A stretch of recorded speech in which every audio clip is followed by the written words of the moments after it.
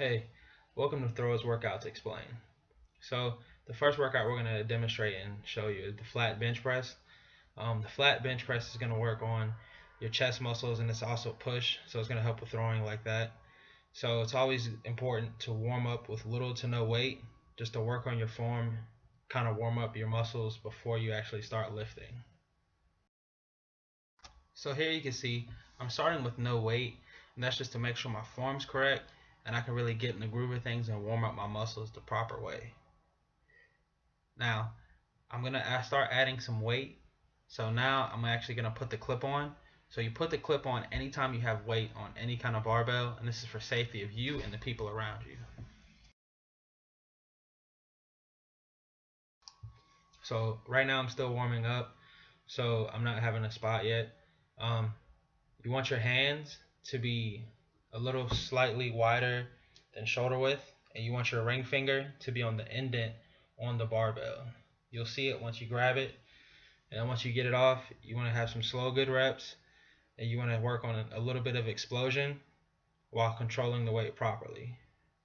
You want to keep your back on the bench and your feet planted on the ground, and you want to make sure you're very stable when you're doing this workout. You don't want to be shaking around or anything like that. So now I'm actually putting some heavy weight on the bar, so I'm gonna actually require my spot. The first thing you want to do is when you actually start lifting your working weight, you want to make sure you're breathing correctly. So when you push out your air, you want to be on the up push and breathe in as you come down. So right now it's breathe in, push out. So Eddie is spotting me a little bit, and in this situation I fail. So what Eddie does as my spotter, he picks the weight off of my chest.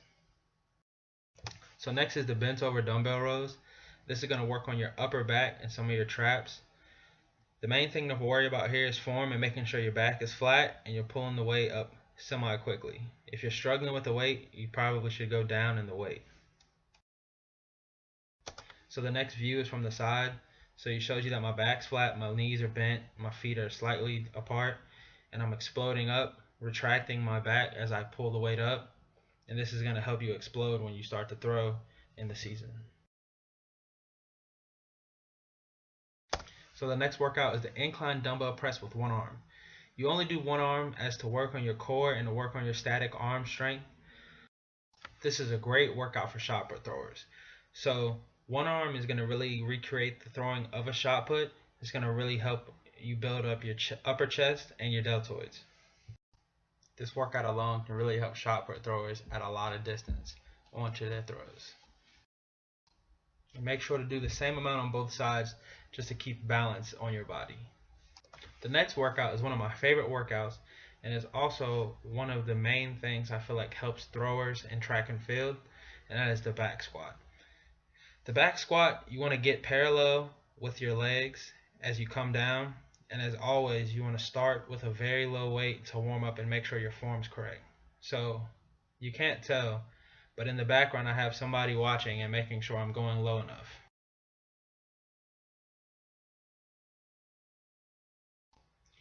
And once I feel like my form is where it needs to be, I move up a little bit of weight and I keep warming up. So it's very important to warm up and make sure your form is correct before you start adding a lot of weight, because you don't want to get injured or anything like that. So here I'm still warming up, but when I squat, I always have the bar racks down at the bottom behind me. That way if I fall or the weight falls, I can drop it onto the rack safely. Now I'm adding a little more weight, and I'm showing you from a different view how to get parallel, and you either need to go parallel or just a little below that, but anything less, you're not getting the full range of motion and you're not getting the full workout. So this is going to work your quads, your glutes, your lower back, and your core all at the same time. So now that I've got to my working set, I want to actually add my spotter in. So my spotter is just making sure that the weight doesn't fall back outside of the racks, and that if I struggle through a rep, he's able to help me get up so I don't drop it. So here I'm going to show you when I drop it, my spotter's there to push it forward and help me escape easily. And this is why you always have your racks down there. Now in this scenario, my spotter is going to slightly help me up, and then he's going to help me rack it just a little bit. So now we're moving to leg extensions, and we do leg extensions on a machine, and anytime you do any workout on a machine, it's important to make sure you get the settings right. So right now I'm adjusting the machine a little bit to my liking. When you adjust the back of the machine, your whole hamstring should be sitting on the chair part, so your knees are the only thing that's hanging off, so your quads can actually get the full activation and get the full range of motion. So it's always a good rule of thumb to kind of know your machine. That way whenever you get to the gym, you don't have to spend a long time adjusting the machine to your liking. So make sure that you kind of explode up, and make sure you get a small hold at the top to make sure you're getting the full range of motion and you're not cheating yourself out of a rep.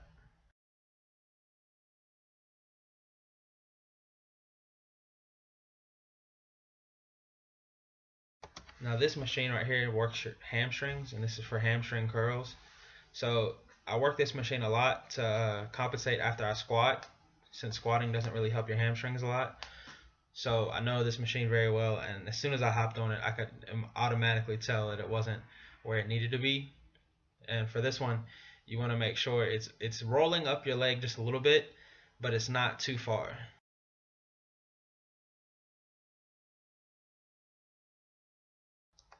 So after you find your perfect setting, you can start your reps. You don't want to go too fast in fear of hurting your hamstrings.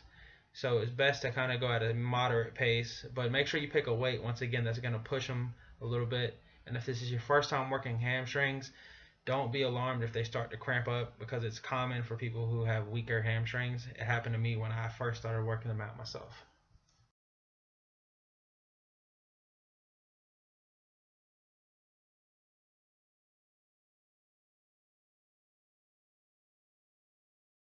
So this next workout is great for discus and shot put throwers. It's really working on your obliques and your core strength. Now I always encourage people to do these weighted unless you can't do them at all. So I like to do pyramid sets of these, where you go up in numbers and then you go back down. So as you can tell, every time I come up, I do more Russian twist than the last time.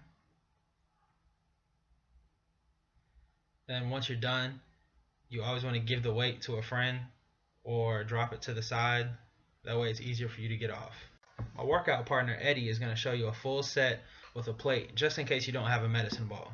So he comes up, 1, 2, Russian twist, goes down, back, 1, 2, 3, 4, comes back down, up, 1, 2, 3, 4, 5, 6, and he goes up to 10, and then once he gets to the number 10, he goes back down. So this is really good for working a little bit of endurance, and the twist at the top is going to help with explosion and your rotation of your torso through your working out your oblique muscles. Now while this workout may seem like a lot, it is working your abs and your obliques at the same time. So it's cutting out a little bit out of your workout, and it's making your workout go by just a little bit faster.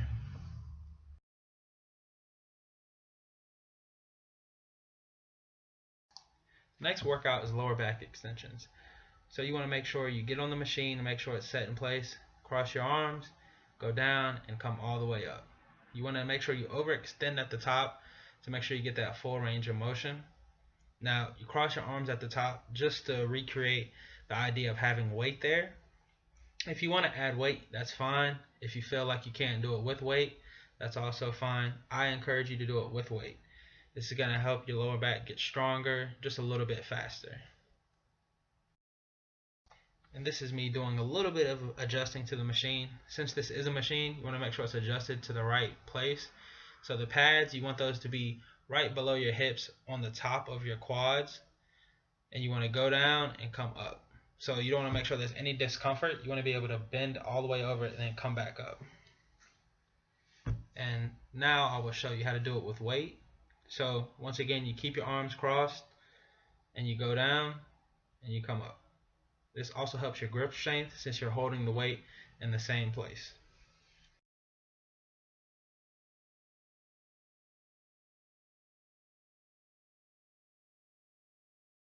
The next workout is the deadlift.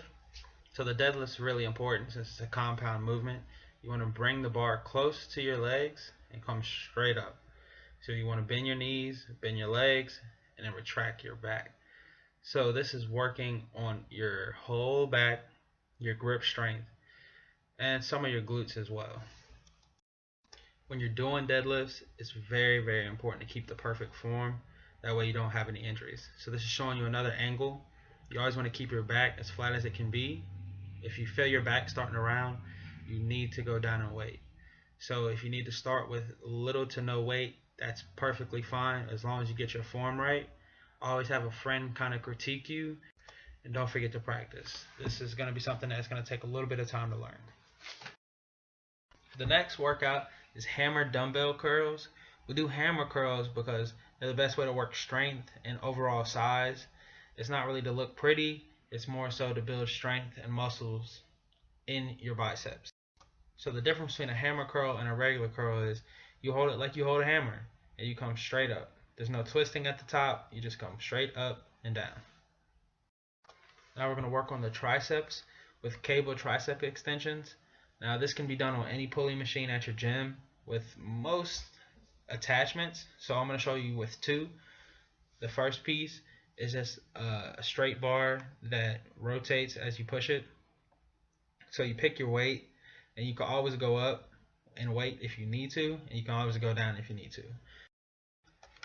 So your triceps are going to be able to do a little more than your biceps. So you might be a little inclined to do a little more weight, but just make sure you keep your form right and you go all the way down when you do it. So now I'm going to show you how to do it with a pulley rope. So this rope right here allows you to keep your arms straight, but when you get to the bottom, you want to make sure you pull it out. So if you look at it, I'm going straight down, and then when I get to the bottom, I'm turning my wrist just a little bit, just so I can get the full range of motion and I'm not missing any part of my tricep. Now this workout is the overhead press. And when you do an overhead press, once again, it's always great to start with a lower weight just to warm yourself up and to make sure that your form's correct. So you want to have a slight bend in your back with your feet shoulder width apart. You really want to push up with just your shoulders and your arms. You don't want to use your legs to push it up at all. So as you see right now, I'm just using my arms and shoulders to push it up. My legs aren't bouncing, or I'm not jumping to push it up at all. So now that I put a little bit of weight up there, I only put 15s up there just because I want to make sure I can got my form down once again, and that I'm not using too much of my legs to push it up. So you really want to make sure that, once again, your form is correct and that you're using the muscles that you should be. This is a workout where you don't require a spotter, but if you feel the weight's too heavy, make sure you drop it in front of you rather than behind you. And this is also a great workout for shot put throwers as well. And the next workout's a lat pull down. So you want to make sure when you do this, your hands are a little wider than shoulder width apart, and you pull straight down in front of your face. This is to really activate your lats. So you'll have a slight bend in your back and you'll lean back just a little bit. So once again, it's always important to select the right weight for you and to make sure that you're doing somewhat explosive reps but not going too fast.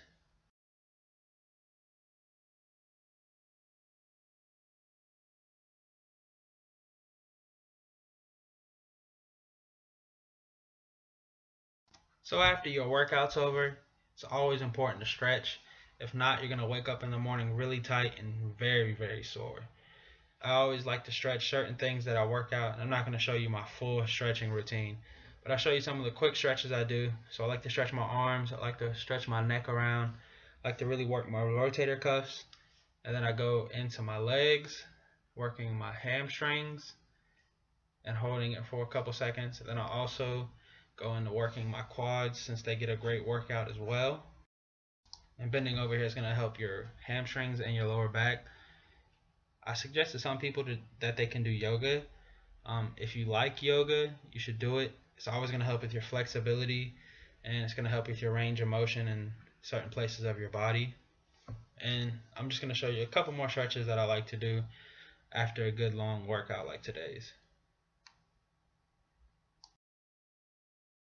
And now you see me getting a real good deep stretch on my quads. So it's always best to ease into a position and risk of tearing anything or pulling anything. So you really want to make sure you kind of move into some of these positions slow and stretch them out real slow if it's something like a very big muscle like your quad or your hamstring.